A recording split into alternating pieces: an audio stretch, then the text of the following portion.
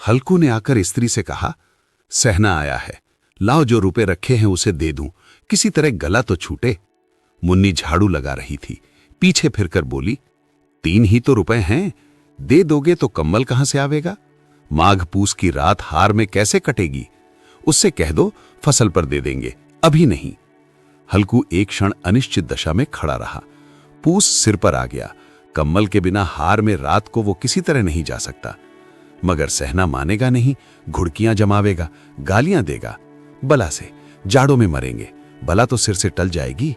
ये सोचता हुआ वो अपना भारी भरकम डील लिए हुए, जो उसके नाम को झूठ सिद्ध करता था, स्त्री के समीप आ गया और खुशामद करके बोला, ला दे दे, गला तो छूटे, कम्बल के लिए कोई दूसरा उपाय सोचूंगा। मुन्नी उसके पास से दूर हट गई और आंखें तरेड़ती हुई बोली, कर चुके दूसरा उपाय, जरा सुनो तो कौन सा उपाय करोगे? कोई खैरात दे देगा कम्बल? ना जाने कितनी बाकी है जो किसी तरह चुकनी ही नहीं आती। मैं कहती हूं तुम क्यों नहीं खेती छोड़ देते? मर मर काम करो, उपज हो तो बाकी दे दो, चलो छुट्टी हुई। बाकी चुकाने के लिए ही तो हमारा जन्म हुआ है, पेट के लिए मजूरी करो, ऐसी खेती से बाज आए। मैं रुपए ना दूंगी ना दूंगी। हल्कू उदास होकर बोला, तो क्या गाली खाऊं? मुन्नी ने तड़प कर कहा, गाली क्यों देगा, क्या उसका राज है? मगर ये कहने के साथ ही उसकी तनी हुई भौएं ढीली पड़ गईं। हल्कू के उस वाक्य में जो कठोर सत्य था, वो मानो एक भीषण जंतु की भांति उसे घूर रहा था। उसने जाकर आले पर से रुपए निकाले और लाकर हल्कू के हाथ पर रख दिए। फिर बोली, तुम छोड़ दो अब की से खेती, मजूरी में सुख से एक रोटी तो खाने को मिलेगी, किसी की धौंस तो न रहेगी। अच्छी खेती है, मजूरी करके लाओ, वो भी उसी में झोंक दो, उस पर धौंस। हल्कू ने रुपए लिए और इस तरह बाहर चला मानो अपना हृदय निकाल कर देने जा रहा हो। उसने मजूरी से एक एक पैसा काट कपट कर 3 रुपए कम्बल के लिए जमा किए थे। वो आज निकले जा रहे थे। एक एक पग के साथ उसका मस्तक अपनी दीनता के भार से दबा जा रहा था। पूस की अंधेरी रात, आकाश पर तारे भी ठिठुरते हुए मालूम होते थे। हल्कू अपने खेत के किनारे ऊख के पत्तों की एक छतरी के नीचे बांस के खटोले पर अपनी पुरानी गाढ़े की चादर ओढ़े पड़ा कांप रहा था। खाट के नीचे उसका संगी कुत्ता जबरा पेट में मुंह डाले सर्दी से कूं कूं कर रहा था। 2 में से एक को भी नींद ना आती थी। हल्कू ने घुटनियों को गर्दन में चिपकाते हुए कहा, क्यों जबरा, जाड़ा लगता है? कहता तो था घर में पुआल पर लेट रहे, तो यहां क्या लेने आए थे? अब खाओ ठंड, मैं क्या करूं? जानते थे मैं यहां हलवा पूरी खाने आ रहा हूं, दौड़े दौड़े आगे आगे चले आए। अब रो नानी के नाम को। जबरा ने पड़े पड़े दुम हिलाई और अपनी कूं कूं को दीर्घ बनाता हुआ एक बार जम्हाई लेकर चुप हो गया। उसकी श्वान बुद्धि ने शायद ताड़ लिया, स्वामी को मेरी कूं कूं से नींद नहीं आ रही है। हल्कू ने हाथ निकालकर जबरा की ठंडी पीठ सहलाते हुए कहा, कल से मत आना मेरे साथ, नहीं तो ठंडे हो जाओगे। ये रांड पछुआ न जाने कहां से बर्फ लिए आ रही है। उठूं, फिर एक चिलम भरूं, किसी तरह रात तो कटे। 8 चिलम तो पी चुका। ये खेती का मजा है। और एक एक भगवान ऐसे पड़े हैं जिनके पास जाड़ा जाए तो गर्मी से घबरा कर भागे। मोटे मोटे गद्दे, लिहाफ, कंबल, मजाल है जाड़े का गुजर हो जाए। तकदीर की खूबी, मजदूरी हम करें, मजा दूसरे लूटे। हल्कू उठा, गड्ढे में से जरा सी आग निकालकर चिलम भरी। जबरा भी उठ बैठा। हल्कू ने चिलम पीते हुए कहा, पिएगा चिलम?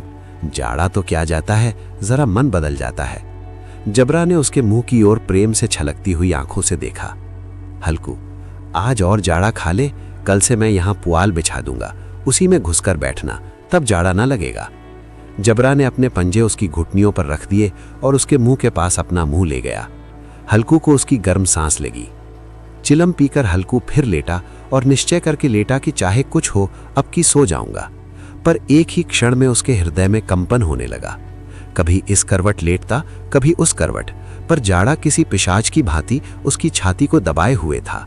जब किसी तरह ना रहा गया तो उसने जबरा को धीरे से उठाया और उसके सिर को थपथपाकर उसे अपनी गोद में सुला लिया। कुत्ते की देह से जाने कैसी दुर्गंध आ रही थी, पर वह उसे अपनी गोद में चिपटाए हुए ऐसे सुख का अनुभव कर रहा था जो इधर महीनों से उसे न मिला था। जबरा शायद ये समझ रहा था कि स्वर्ग यही है, और हल्कू की पवित्र आत्मा में तो उस कुत्ते के प्रति घृणा की गंध तक न थी। अपने किसी अभिन्न मित्र या भाई को भी वह इतनी ही तत्परता से गले लगाता। वह अपनी दीनता से आहत ना था जिसने आज उसे इस दशा को पहुंचा दिया। नहीं, इस अनोखी मैत्री ने जैसे उसकी आत्मा के सब द्वार खोल दिए थे और उनका एक एक अणु प्रकाश से चमक रहा था। सहसा जबरा ने किसी जानवर की आहट पाई। इस विशेष आत्मीयता ने उसमें एक नई स्फूर्ति पैदा कर दी थी जो हवा के ठंडे झोंकों को तुच्छ समझती थी। वह झपट कर उठा और छपरी से बाहर आकर भौंकने लगा। हल्कू ने उसे कई बार चुमकार कर बुलाया पर वह उसके पास ना आया। हार में चारों तरफ दौड़ दौड़ कर भौंकता रहा। एक क्षण के लिए आ भी जाता तो तुरंत ही फिर दौड़ता। कर्तव्य उसके हृदय में अरमान की भांति ही उछल रहा था। 1 घंटा और गुजर गया। रात ने शीत को हवा से धधकाना शुरू किया। हल्कू उठ बैठा और दोनों घुटनों को छाती से मिलाकर सिर को उसमें छिपा लिया। फिर भी ठंड कम न हुई। ऐसा जान पड़ता था सारा रक्त जम गया है। धमनियों में रक्त की जगह हिम बह रहा है। उसने झुककर आकाश की ओर देखा। अभी कितनी रात बाकी है? सप्तऋषि अभी आकाश में आधे भी नहीं चढ़े। ऊपर आ जाएंगे तब कहीं सवेरा होगा। अभी पहर से ऊपर रात है।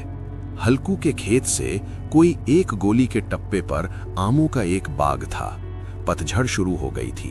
बाग में पत्तियों को ढेर लगा हुआ था। हल्कू ने सोचा चलकर पत्तियां बटोरूं और उन्हें जलाकर खूब तापूं।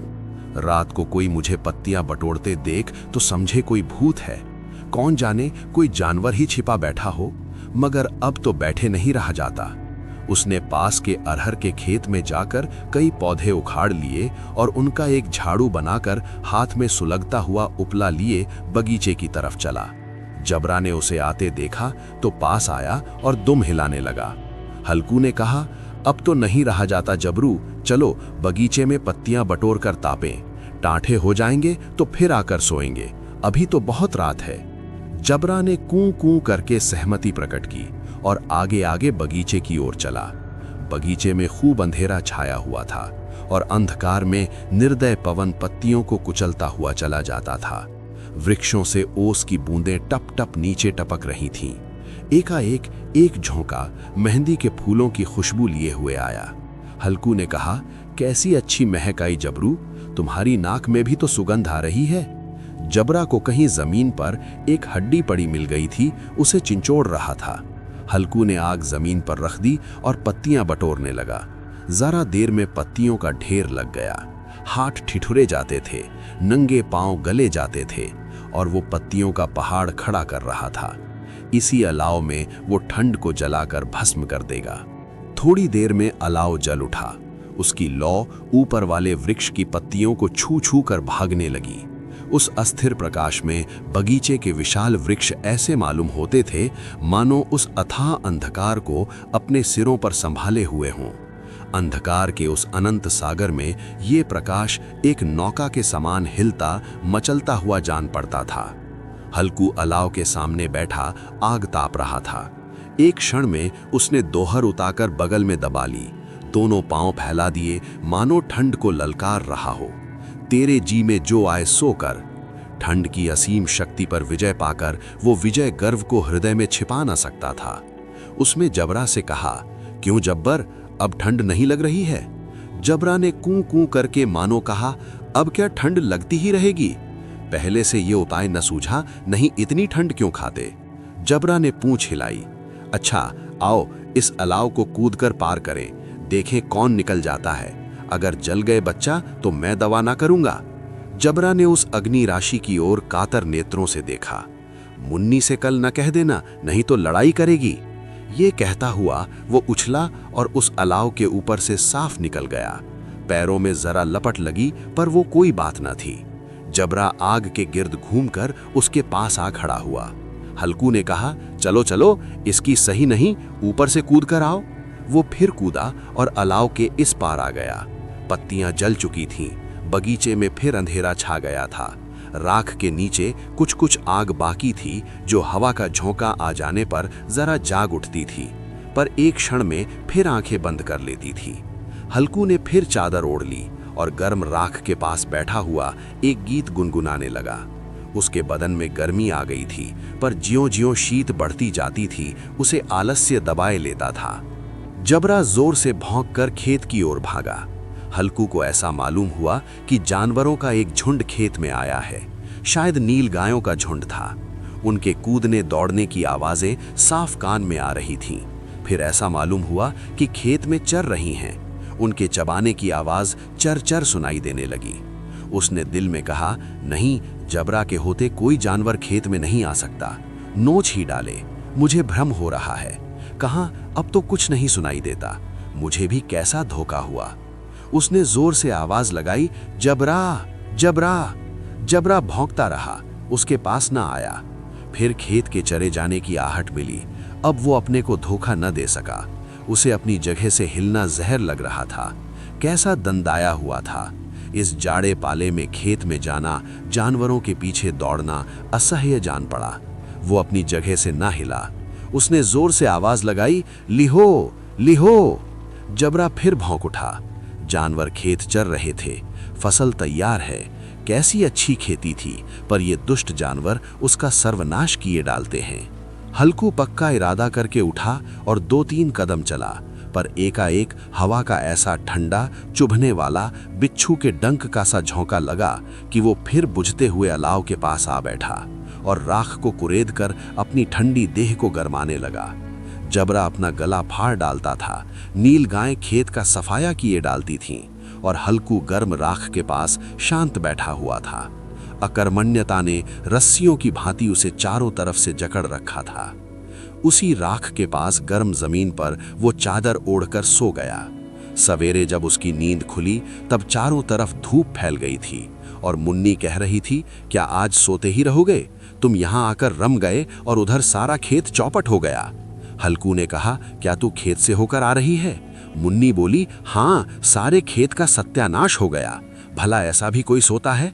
तुम्हारे यहाँ मड़ैया डालने से क्या हुआ? हल्कू ने बहाना किया, मैं मरते मरते बचा, तुझे अपने खेत की पड़ी है। पेट में ऐसा दर्द हुआ कि मैं ही जानता हूँ। दोनों फिर खेत के डांड पर आए। देखा, सारा खेत रौंदा पड़ा हुआ है और जबरा मड़ैया के नीचे चित लेटा है, मानो प्राण ही ना हो। दोनों खेत की दशा देख रहे थे। मुन्नी के मुख पर उदासी छाई थी, पर हल्कू प्रसन्न था। मुन्नी ने चिंतित होकर कहा, अब मजदूरी करके मालगुजारी भरनी पड़ेगी। हल्कू ने प्रसन्न मुख से कहा, रात को ठंड में यहाँ सोना तो न पड़ेगा।